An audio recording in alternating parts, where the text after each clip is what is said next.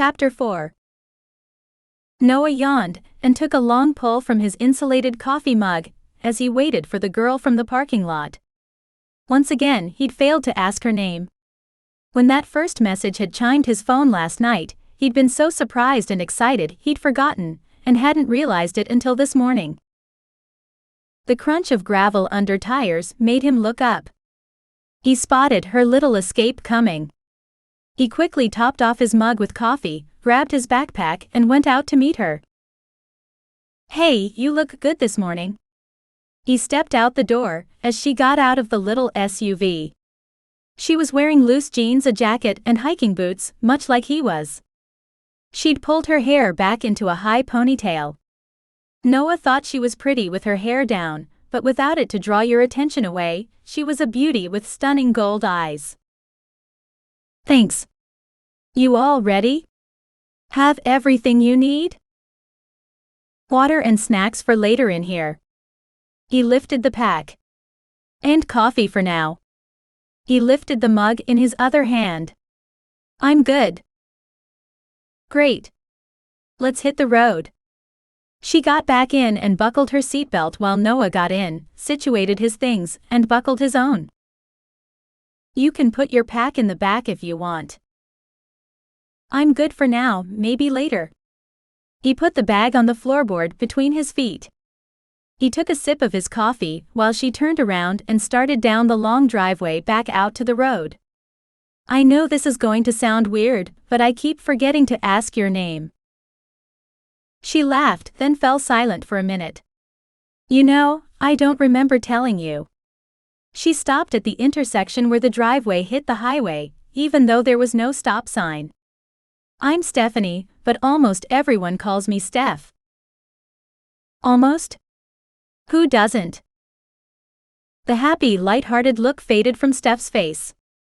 "Eric." She sighed. "For some reason I never understood, he insisted on calling me Stephanie, all the time. It was just one of several things that was just off."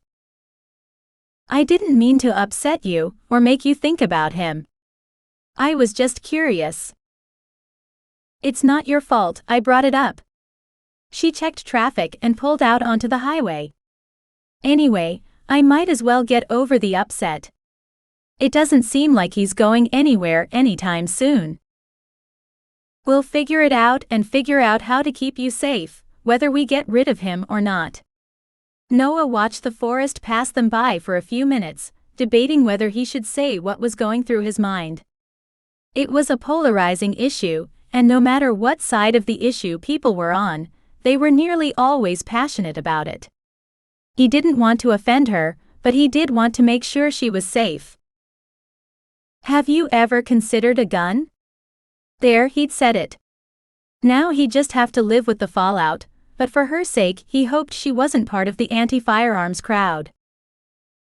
She didn't answer at first, and Noah thought for a minute he'd pissed her off until she took one hand off the wheel and, without looking, reached to open the console between the seats. She didn't pull anything out, just held it open. Intrigued, Noah twisted around and looked inside.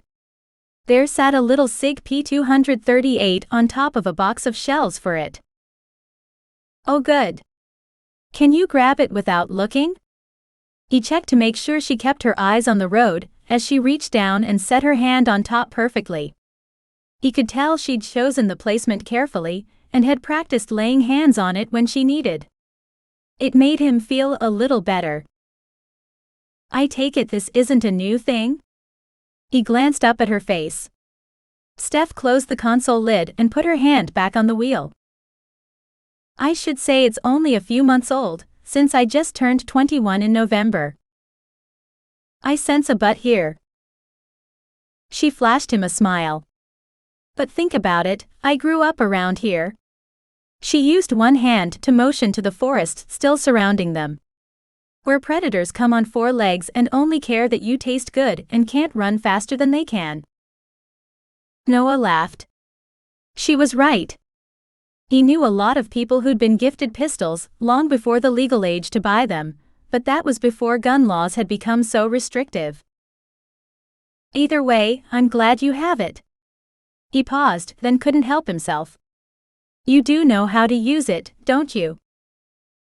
Steph laughed, and dread that he would piss her off with his question lifted. Since I was about 10. I knew before that, but I wasn't allowed to touch the pistols until I was 10. Noah just shook his head, glad she would be able to defend herself if the nut who was bothering her caught her by herself. She wouldn't be able to keep from being alone occasionally, especially once she went back to the city for school.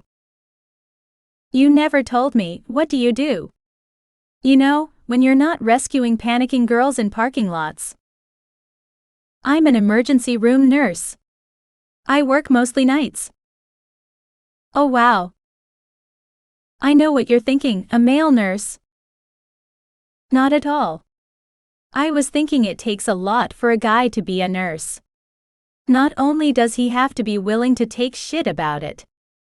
She shot him a grin because he'd thought she was gonna give him shit. But it's not easy work, either physically or emotionally. You sound like you know. He tilted his head to one side and watched her while he waited. I considered nursing, and did this thing where I shadowed one for a couple days. The blood and work I could do, but it's the emotional load I couldn't handle. At the end of 2 days, I was done. I never wanted to walk in the door again, and I knew it wasn't the career for me. You know, that shadowing a nurse for a couple days to see if it's something you can handle is a good idea. There are a lot of people who just dive into school with no clue what's involved and discover they can't do it. If there was a system to shadow one of us for a couple days, it might help with that. Then again, shadowing an ER nurse is totally different than a nurse in a practice, a home health nurse, or even an ICU nurse. That's true. What I couldn't handle was being the person to deal with every patient's worst day, ever. It was just too emotionally exhausting. She turned off the main highway onto a smaller one-lane road and continued driving. It can be, but I don't see it quite the same way. I once was that person having their worst day ever, as you put it, but it wasn't one day. I was in the hospital for months. It was the nurses who were always there. The ones who were always helping, who cheered me up when I cried. I'm sorry you had to go through that. She glanced at him before looking back to the road. You know, most men wouldn't admit to having cried. I was 10. It doesn't hurt my manhood to admit to crying when I was a kid. Can I ask why you were there? You don't have to answer if you don't want to talk about it. Nah, it was a long time ago. It was my mom, my sister and I on our way up Mount Lemon to meet my dad to go sledding. He was delayed and was going to come up a couple hours later. Mom wanted to get up and have some fun, we only had a couple days. Anyway, it was cold, there was black ice we didn't know about. Mom hit it going too fast and skidded off the road. I don't know exactly what happened, I don't remember the accident at all, but I was the only one to survive. Oh, I'm so sorry. He let it go and continued. I was hurt and spent months having surgeries and in rehab. My dad only had so much time he could take off before he had to go back to work, and losing my mom and Heather devastated him. He did what he could, but he was never the same after that. He fell quiet for a minute, as he remembered the shell of a man his father had become. Not that Dad had neglected him in any way, he just couldn't do it all, and deal with his own grief as well. It had been hard for a while. Sorry, I got distracted. While I was in the hospital, the nurses were great. They were there for me every day, they celebrated, they cried, and they held me when I needed it. I decided then that I wanted to be a nurse. And now you are. Now I am. Not quite in the way I planned, but I'm happy where I am. Actually, I love it. They drove for a while longer, then Steph pulled off in a wide spot and parked. You ready for a hike? Sure. Noah drank the last sip of his coffee before getting out and swinging his backpack onto his back. How far is it to the top? He adjusted the shoulder straps and rolled his shoulders until the weight settled in comfortably, then they took off.